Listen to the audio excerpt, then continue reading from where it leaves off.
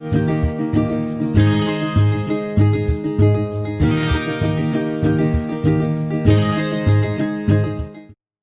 morning, students. So today we are going to start a new lesson, hydrogen. So this is the fourth unit given in volume 1. Hydrogen atomic number 1. அதில் ஒரே ஒரு electron தான் உண்டு. You can see the modern periodic table where the hydrogen is placed. ஏன் இந்த confusion வருதுன்னா ஹைட்ரஜனுடைய characters, அதாவது physical properties, it is similar with the alkali metals as well as which one, the halogens, 17th group elements. ரெண்டோடையும் கொஞ்சம் similarity இருக்குது. அதனால தான் modern periodic table அதில் சென்டரில் middle of the above the periodic table டாப்பில் பார்த்தீங்க அப்படின்னா hydrogen will be placed at the top in the middle, ரெண்டுக்குமே இல்லாமல் அப்படி கொடுத்துருக்கோம். வேறு பழைய சிலபஸில் நீங்கள் பீரியாடிக் டேபிளில் பார்த்தீங்க அப்படின்னா even hydrogen is placed in the alkali metals. இப்போ ஏன் இந்த சிமிலாரிட்டிஸ் எதனால் இருக்குது, அப்புறம் எதனால் அது இப்போது எங்கே ப்ளேஸ் பண்ணியிருக்காங்கன்னு பார்ப்போம். Similarities with alkali metals. Alkali மெட்டல்ஸ்னால் எந்த metals? First group elements are called as alkali metals. சரியா? அப்போது அதில் ஃபஸ்ட்டு குரூப் எலிமெண்ட்ஸில் என்னெல்லாம் இருக்குது? Lithium, aluminium, potassium, lithium, sodium, potassium, rubidium, caesium, francium. First group elements are what? Lithium, sodium, potassium, rubidium, caesium, francium. அதில் francium radioactive element. அப்போ hydrogen இந்த alkali metals மாதிரியே யூனி பாசிட்டிவ் அயான்ஸ் ஃபார்ம் பண்ணும். Unipositive அயான்ஸ்னால் first group elements alkali metals are have valence electron only 1. Lithium அப்படின்னா 1:2s1. Sodium அப்படின்னு பார்த்தோம்னா 1:2s2p6 and 3s1 அப்படி வரும். சரியா? அப்போ எல்லா எலக்ட்ரான்ஸுக்குமே வேலன்ஸ் எலக்ட்ரான் 1. அப்போ இந்த வேலன்ஸ் எலக்ட்ரான் ஒரு எலக்ட்ரான் அது ஈஸியாக லாஸ் பண்ணிடுது அப்படின்னா then it becomes the nearest noble gas configuration. அதனால தான் அதோட general oxidation state +1 for alkali metals and it is readily form uni positive ions. சரியா? 3 வேலண்ட் அயான்ஸ், பாசிட்டிவ் சார்ஜ் அயான்ஸை ஃபார்ம் பண்ணும். Even hydrogen also it can loses 1 electron to become what? H+.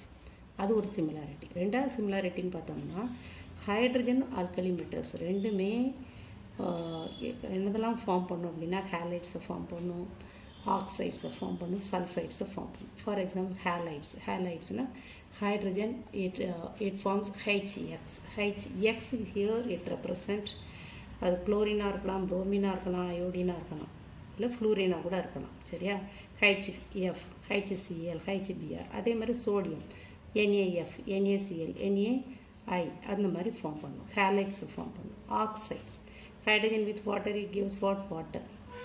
Similarly alkali மெட்டல்ஸில் sodium with water Na2O. சரியா? இந்த மாதிரி sulphides hydrogen with sulphur it gives what? H2S. Hydrogen with sodium with sulphur it gives what? Na2. இதுவும் ஒரு similarity. அதே மாதிரி hydrogen and alkali metals can act as what? The reducing agent. This is the another one similarity.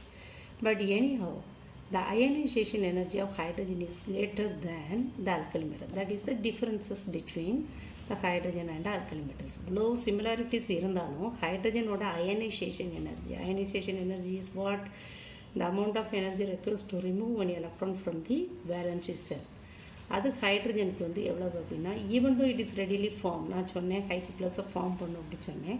But இதோட ionization energy, அதாவது larger amount of energy is needed to remove the electron 1314 வேணும். ஆனால் இப்போ alkali மெட்டல்ஸ்க்கு நம்ம ஜென்ரலாக பார்த்தோம்னா 377 520 kJ/mol energy போதும். அப்போது ionization energy of hydrogen is greater than which one? The alkali metals. இதுதான் டிஃப்ரென்ஸ். அடுத்தது similarities between hydrogen and halogens. இப்போ இன்னொரு டைப் ஆஃப் கொஸ்டின்ஸ் அரைஸ் ஆகுது. அப்போ இது ஆல்கலி மெட்டல்ஸ் கூடயும் சிமிலாரிட்டியும் இருக்குது, டிஃப்ரென்ஸ் இருக்குது. மாதிரியே 17th குரூப் ஹேலஜன்ஸ் கூடயும் இருக்குது, சிமிலாரிட்டிஸும் உண்டு, டிஃப்ரென்சஸும் உண்டு. சிமிலாரிட்டிஸ் என்னென்னு பார்த்தோம்னா ஹைட்ரஜன் அண்ட் ஹேலஜன்ஸ் ஆர், அதாவது ஹேலஜன்ஸ்னாலே 17th குரூப் எலிமெண்ட், அதுக்கு அடுத்தது 18th group elements are what? Noble gases. Noble gases have stable electronic configuration. அதில் என்ன இருக்குது? Stable electronic configuration, NS2 NP6 configuration இருக்கும். அதாவது 8 electrons they have in their valency shell, except which one? Helium. அப்போ hydrogen also readily to gain one electron to become the nearest noble gas configuration of helium. அதே மாதிரி ஹாலஜன்ஸ்லேயும் எல்லா halogen fluorine, chlorine, bromine, iodine இது எல்லாமே ஒரு எலக்ட்ரானை gain பண்ணிடுது அப்படின்னா it becomes the nearest noble gas configuration. For example fluorine atomic number 9, இதுக்கு ஒரு எலக்ட்ரான் கிடச்சிடுதுன்னா it becomes the nearest noble gas of neon.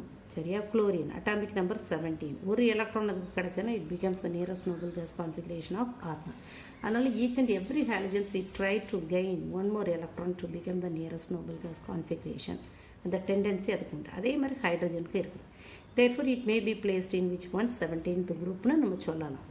ஆனால் அதே மாதிரி differences between the hydrogen and halogens. ஹைட்ரஜனுக்கு வந்து electron affinity is less.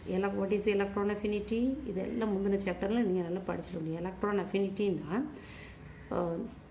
the amount of energy released when one electron is accepted by the isolated gaseous atom. ஒரு எலக்ட்ரானை isolated gaseous atom accept பண்ணும்போது certain amount of energy release ஆகும். அந்த எனர்ஜிக்கு பேர் தான் electron affinity. So electron affinity of hydrogen is less than that of halogens. ஹாலஜன்ஸ்க்கு வந்து மோஸ்ட் எலக்ட்ரான் அஃபினிட்டி உண்டு. சரியா? இது ஒரு டிஃப்ரென்ஸ். அடுத்தது anyhow hydrogen always, most of the compounds hydrogen exist in +1 oxidation state, therefore it is placed in what? Placed with the alkali metals. Alkali metal லித்தியத்துக்கு மேலே தான் அதை பிளேஸ் பண்ணும். ஏன்னா இந்த ஃபஸ்ட் குரூப் எலிமெண்ட்ஸ்க்கு தான் +1 oxidation state is the general oxidation state. சரியா? அதுக்கு அடுத்தது isotopes of hydrogen. இதெல்லாம் நீங்கள் சின்ன கிளாஸ்லேயே படிச்சிருப்பீங்க. What are isotopes? The elements are having same atomic number but they differ only in their mass number. அதுதான் ஐசோடோப்ஸ். அப்போ ஹைட்ரஜனுக்கு 3 ஐசோடோப்ஸ் இருக்குது. What are they? One is what? Protium, deuterium and tritium. Protium எப்படி represent பண்ணும்? Simple P, deuterium D and tritium T. சரியா? இதில் tritium that is the radio active isotope. அதோட half life period வந்து எவ்வளவு? 12.3 years இருக்கும். அப்போ வந்து இந்த புரோட்டியம் ஐசோடோப்ஸில் வந்து இட்ஸ் இன்னொரு ஸ்பெஷாலிட்டின்னா it do not have any neutron. நியூக்ளியஸ்குள்ளே ஒரு ப்ரோட்டான் மட்டும்தான் இருக்கும், நியூட்ரான் கிடையாது.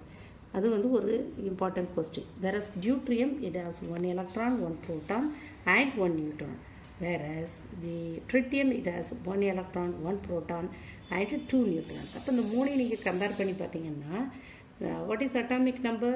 and the number of electrons, otherwise what? number of protons. அப்போ இந்த மூணுலையுமே அட்டாமிக் நம்பர் சேம்ங்கிறதுனால எல்லா 3 protium, deuterium, tritium all the 3 isotopes have 1 electron and 1 proton.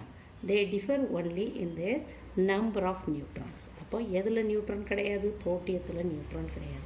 டியூட்ரியத்தில் எத்தனை நியூட்ரான்ஸ்? 1 நியூட்ரான். அண்ட் ட்ரிட்டியத்தில் எத்தனை நியூட்ரான்ஸ்? 2 நியூட்ரான்ஸ். ஓகே, இதுதான் ஐசோடோப்ஸ் ஆஃப் ஹைட்ரஜன். இதில் protium and deuterium are stable one, whereas tritium since it is what? radioactive isotope, it is unstable.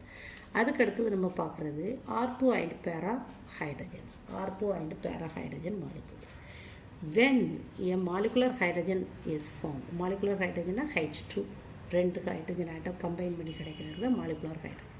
இப்போ molecular hydrogen form ஆகும்போது இந்த nucleus வந்து it undergoes what? Spin.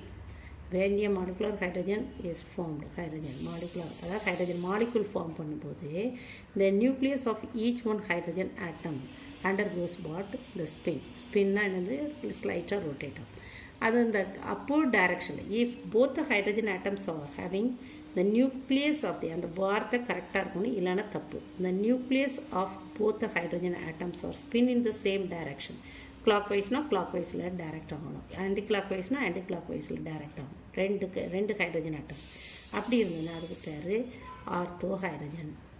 Suppose if when a molecular hydrogen is formed, if the nucleus of the 2 hydrogen atoms are rotating in, spin in different direction, அதாவது ஒன்று வந்து கிளாக்வைஸில் இருந்ததுன்னா இன்னொன்று anti clockwise, அதான் அப்போட ஆரம்பருக்கு டவுனோட ஆரம்பருக்கு போடும். அப்படி இருந்ததுன்னா அதுக்கு பேர் என்னது? Para hydrogen. ஆர்த்தோ ஹைட்ரஜனில் the nucleus of both the hydrogen atoms are spin in the same direction. clockwise-னா ரெண்டுமே clockwise-ல ரொட்டேட் ஆகும், ஆன்டி கிளாக்வைஸ்னா ரெண்டுமே ஆன்டி கிளாக்வைஸில் ரொட்டேட் ஆகும். வேறு பேராவில் என்ன சொல்லியிருக்கோம்? the nucleus of both the hydrogen atoms rotate or spin in the different direction. ஒரு hydrogen atom வந்து அதோட நியூக்ளியஸ் வந்து கிளாக் வைஸில் ரொட்டேட் ஆனதுன்னா இன்னொன்று வந்து ஆன்டி கிளாக் வைஸில் ரொட்டேட் ஆகும். சரியா? இப்போ இந்த ஆர்த்தோ ஹைட்ரஜன் ரூம் டெம்பரேச்சரில் 75% அவைலபிளாக இருக்கும். And para hydrogen it in room temperature 25%. Magnetic moment of the ortho hydrogen is greater than the para, அதாவது 2 மடங்கு அதிகமாக இருக்கும். எதை விட? பேராவிட. பேராவில் வந்து 2 ஸ்பின்னுமே நியூக்ளியஸோட ஸ்பின்னுமே ஆப்போசிட் டைரக்ஷனில் இருக்கிறதுனால மேக்னெட்டிக் மூமெண்ட் இஸ் 0. இது ஒரு ரீசனிங் கொஸ்டினில் கம்பல்சரியில் கூட கேட்கலாம். வாய் இந்த மேக்னெட்டிக் மூமெண்ட் ஆஃப் பேரா ஹைட்ரஜன் இஸ் 0 அப்படின்னா எழுத தெரியணும். Because the spin of the each one nucleus it spin in the opposite direction, therefore the magnetic moment is 0. அடுத்தது, anyhow the ortho and para hydrogen atoms can converted one into another one, so they can exist in an equilibrium state. அப்போ பேரா ஹைட்ரஜனை எப்படி ஆர்த்தோவாக மாற்றலாம்? How to you convert பேரா hydrogen into ortho? இது ஒரு 3 mark question. when para hydrogen is passing in an electric discharge tube, it converts into ortho. When para hydrogen is mixed with nascent hydrogen atom, then it converts into ortho. When para hydrogen is heated above 800 degrees Celsius, it converts into ortho. When para hydrogen atom is mixing with the substances like paramagnetic substances like oxygen, nitric oxide, nitrogen dioxide, then it converts into ortho. Here one word is there. So for example, the paramagnetic substances இதெல்லாம் அப்படின்னு choose the correct following which is the paramagnetic substancesல இதில் ஏதாவது இருக்கான்னு பார்க்கணும். Oxygen, nitric oxide, nitrogen dioxide. paramagnetic substances அப்படின்னா என்ன அப்படின்னா outer most ஷெல்லில் ஒரு சிங்கிள் எலக்ட்ரான் இருக்கும். சரியா? வேற டயமேக்னெட்டிக் சப்ஸ்டன்சஸில் அதில் அன்பேர்டு எலக்ட்ரான் இருக்காது. அதுதான் டிஃப்ரென்ஸ். அடுத்த டிஃப்ரென்சஸ் பிட்வீன் ஆர்த்தோ அண்ட் பேராஹைட். இப்போ நம்ம பார்த்தது conversion of para to ortho. இப்போ பார்க்குறது differences between ortho and parahydrogen. Ortho hydrogen parahydrogen இப்படி போட்டுக்கணும். மெல்டிங் டெம்பரேச்சர் ஆர்த்தோவுக்கு 13.95, வேற பேராஹைட்ரஜன் 13.83, கம்மியாக தான் இருக்கும். Boiling temperature for ortho hydrogen 20.39 Kelvin, whereas for para it is for 20.26 Kelvin. Magnetic moment of ortho hydrogen is twice than that of the para hydrogen atom. It shows magnetic moment 0 since the nucleus of each one hydrogen atom spin in the opposite direction. That's it.